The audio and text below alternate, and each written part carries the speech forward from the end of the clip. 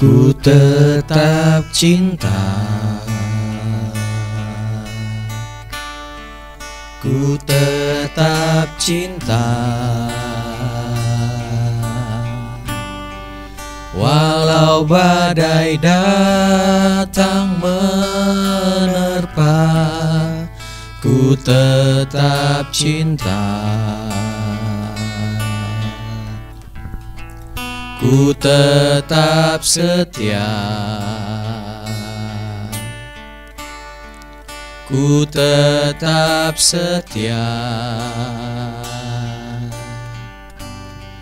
walau tofan datang menerpa.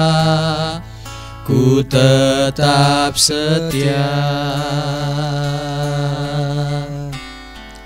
Terlalu banyak yang Tuhan telah beri, takkan mungkin ku balas dari apa yang ku miliki. Ku persembahkan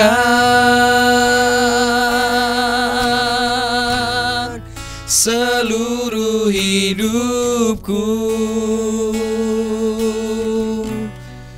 biar ku tetap cinta dan ku tetap setia untuk selama-lamanya.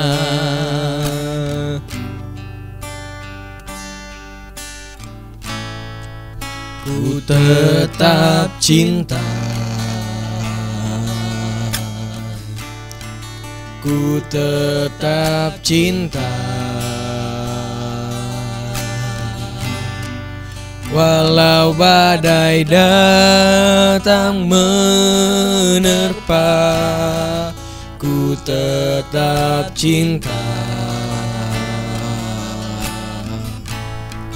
ku tetap setia, ku tetap setia, walau topan datang menerpa. Ku tetap setia. Terlalu banyak yang Tuhan telah beri, takkan mungkin ku balas dari apa yang ku miliki. Ku persembahkan seluruh hidupku, biar ku tetap cinta dan ku tetap setia untuk selama-lamanya. Terlalu banyak yang Tuhan telah beri, takkan mungkin ku balas dari apa yang ku miliki. Ku persembahkan seluruh hidupku, biar ku tetap cinta dan ku tetap setia untuk selama-lamanya. Biar ku tetap cinta dan ku tetap setia untuk selama-lamanya. biar ku tetap cinta dan ku tetap setia untuk selama-lamanya. Haleluya, haleluya, puji Tuhan. Salam sejahtera bagi kita semua, Bapak Ibu, Saudara-saudari. Kiranya damai sejahtera Tuhan senantiasa menyertai kita. Hari ini saya mau menyampaikan firman Tuhan dengan tema segalanya diberikannya. Segalanya diberikannya. Roma pasal 8 ayatnya yang ke-32. Roma pasalnya yang ke-8 ayat 32. Ia yang tidak menyayangkan anaknya sendiri, tetapi yang menyerahkannya bagi kita semua, bagaimanakah mungkin ia tidak mengaruniakan segala sesuatu kepada kita bersama-sama dengan Dia? Puji Tuhan, ayat ini menyatakan bahwa Allah tidak menyayangkan anaknya sendiri, melainkan menyerahkan anaknya itu bagi kita. Kata tidak menyayangkan berarti tidak mengecualikan, spare not. Jadi Allah tidak mengecualikan anaknya. Jadi anaknya itu, anak yang dikasihinya, Yesus Kristus, anaknya yang tunggal itu diserahkan bagi kita, Bapak Ibu sekalian. Jadi anaknya itu, Yesus Kristus, anak Allah yang tunggal, anak Allah yang dikasihi Allah, itu tidak ditahan Allah, tidak dikecualikannya. Anaknya pun, Bapak Ibu sekalian, yang paling dikasihinya, paling berharga, paling utama baginya, itu diserahkannya bagi kita, Bapak Ibu sekalian. Jadi tidak ada yang Allah tahan, tidak ada yang Allah kecualikan. Semuanya diberikan kepada kita. Semua yang ada pada Allah diberikannya kepada kita. Tidak ada satupun yang Dia kecuali. Semuanya diberikannya kepada kita, Bapak Ibu sekalian. Kata tidak menyayangkan ini, Bapak Ibu sekalian, itu sama arti dengan waktu Abraham mempersembahkan anaknya Ishak, anak yang dia kasihi, anak yang anaknya yang tunggal itu. Kalau kita baca Kejadian pasal 22 ayat yang ke-12 dan 16, tapi saya baca saja hanya ayat 12. Lalu ia berfirman, jangan bunuh anak itu dan jangan kau apa-apakan dia. Sebab telah ku ketahui sekarang bahwa engkau takut akan Allah dan engkau tidak segan-segan untuk menyerahkan anakmu yang tunggal kepadaku. Jadi kata tidak segan-segan sama dengan kata yang tadi kita baca, tidak menyayangkan. Jadi engkau tidak mengecualikan, engkau tidak segan-segan, engkau tidak menyayangkan anakmu yang tunggal, ya, tidak menyayangkan, tidak mengecualikan anak Abraham yang tunggal, anak Abraham yang dia kasihi, yaitu Ishak, Bapak Ibu sekalian, tetapi menyerahkannya kepada Allah. Jadi kita lihat di sini, Bapak Ibu sekalian, ya, Allah tidak mengecualikan, tidak menahan anaknya yang tunggal, anaknya yang dia kasih, Yesus Kristus. Allah memberikan anaknya yang tunggal, anaknya yang dia kasih, Yesus Kristus, untuk kita, Bapak Ibu sekalian. Demikian juga Abraham yang mewakili kita. Dia tidak mengecualikan, tidak menyayangkan, tidak segan-segan, tidak menahan anaknya yang tunggal, yaitu Ishak. Dia berikan kepada Tuhan, dia persembahkan kepada Tuhan. Jadi kita lihat, ya, di sini bahwa Allah memberikan segalanya bagi kita. Tidak ada yang ditahan, tidak ada yang dikecualikan. Yang kedua, kita pun anak-anak Tuhan, orang-orang percaya, memberikan segalanya bagi Tuhan. Tidak ada yang dikecualikan. Kadang-kadang Bapak Ibu sekalian, ada orang yang bisa memberi sesuatu yang dianggapnya banyak, yang bagi dia itu banyak, bagi dia itu kurang berharga. Tapi begitu yang diminta adalah sesuatu yang berharga, bernilai, atau bahkan yang paling berharga bagi dia, atau sesuatu yang hanya dia miliki, hanya satu, maka belum tentu orang itu mau menyerahkan. Tapi kalau yang diminta adalah sesuatu yang murah, yang remeh-temeh begitu ya, yang kemudian tersedia dalam jumlah yang banyak, artinya ya kalau dia berikan maka tidak ada pengaruh pada dirinya, bisa jadi dia mudah memberikannya. Tapi kalau yang diminta sesuatu yang hanya satu buah, lalu sesuatu yang paling berharga bagi dia, maka biasanya seseorang tidak memberikan apa yang dia punya yang sangat berharga dan yang tunggal itu yang hanya satu. Tapi ayat Alkitab menjelaskan kepada kita, Allah sudah memberikan anaknya yang tunggal, Yesus Kristus, anaknya yang tunggal, anaknya yang paling utama, paling berharga baginya, diberikannya bagi kita. Begitupun Abraham, bapa orang yang beriman, yang percaya itu, memberikan segalanya bagi Tuhan. Tidak ada yang ditahan, dikecualikan. Berarti Bapak Ibu sekalian, Allah sudah memberi segalanya. Maka pantaslah kita memberikan segalanya. Tidak ada yang kita tahan. Kita berikan kepada Tuhan. Kita mengikut Tuhan dengan sepenuh hati kita. Lalu Bapak Ibu sekalian, saya mau mengajak kita melihat bahwa Allah menyerahkan anaknya itu untuk kita, untuk kepentingan kita, untuk menyelamatkan kita.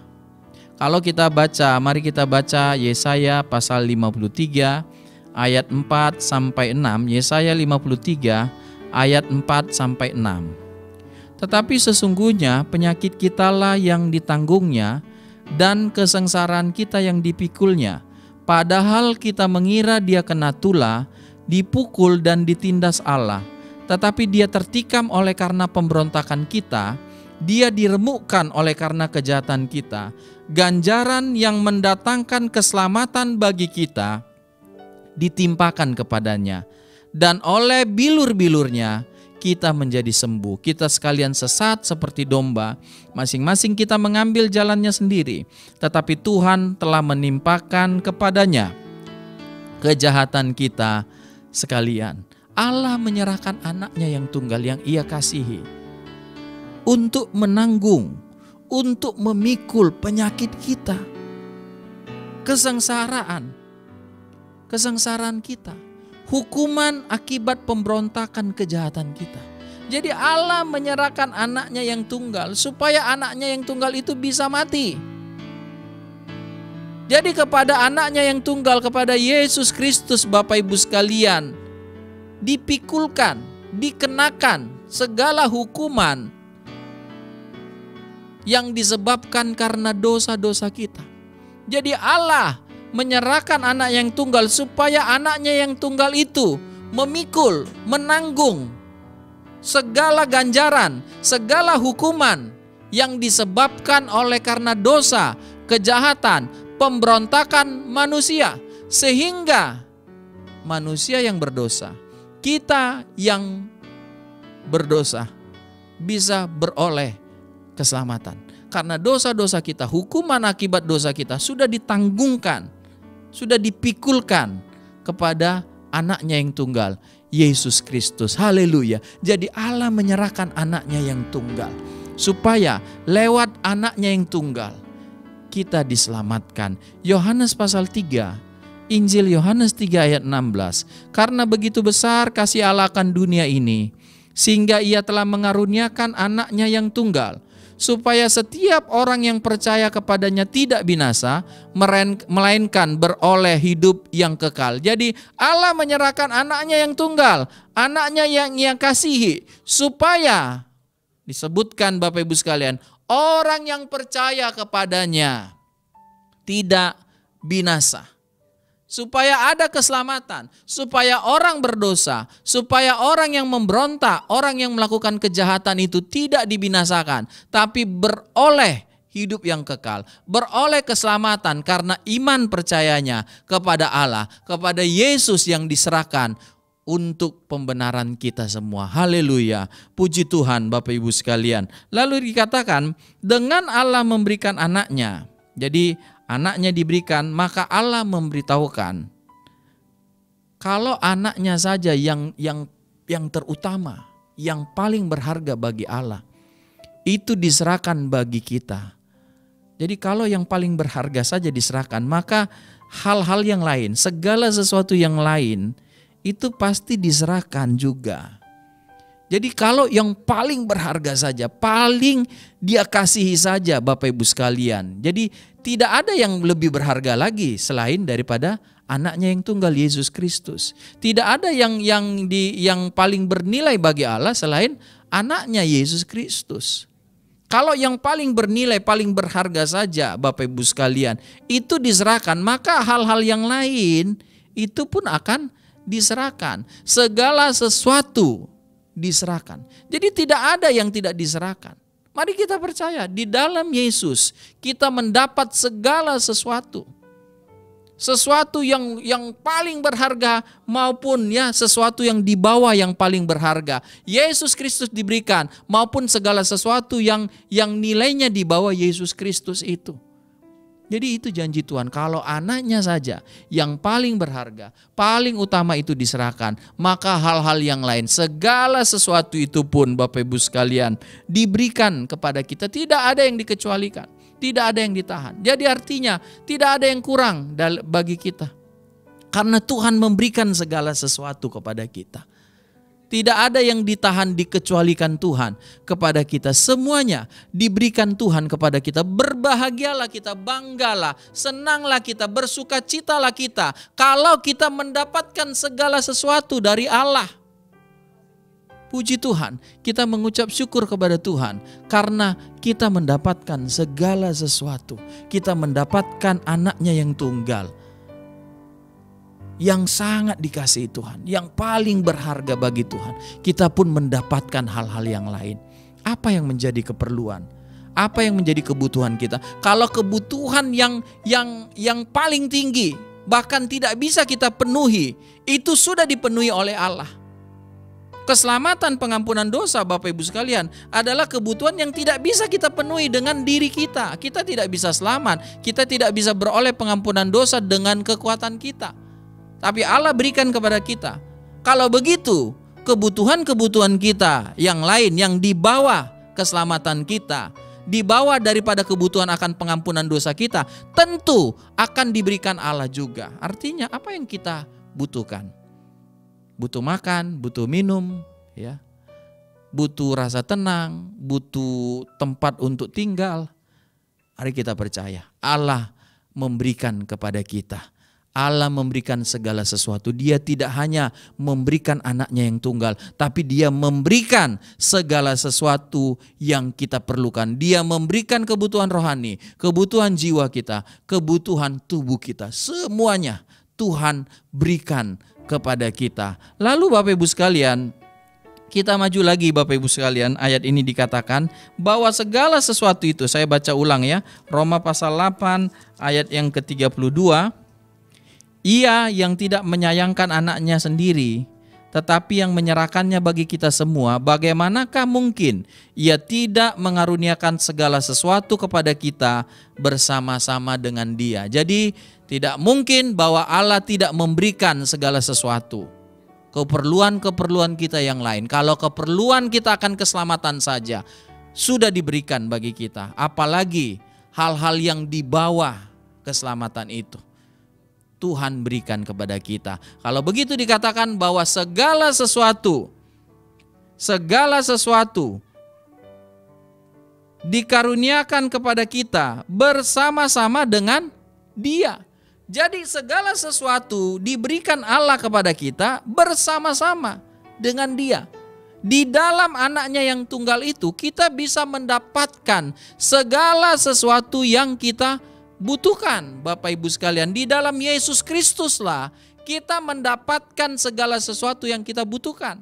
Kita mendapatkan keselamatan kita, kita mendapatkan pengampunan dosa kita mendapatkan damai sejahtera, kita mendapatkan apapun yang kita butuhkan di dalam Yesus. Saat ini Bapak Ibu sekalian, apa yang menjadi kebutuhan kita? Ada kebutuhan memang yang bisa dipenuhi oleh orang lain. Tapi banyak kebutuhan yang tidak bisa dipenuhi oleh orang lain.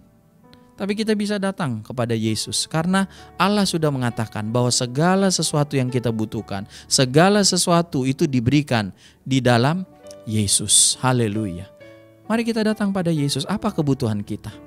Yesus bukan hanya mengurus hal-hal rohani kita, Dia juga mengurus keperluan lain kita.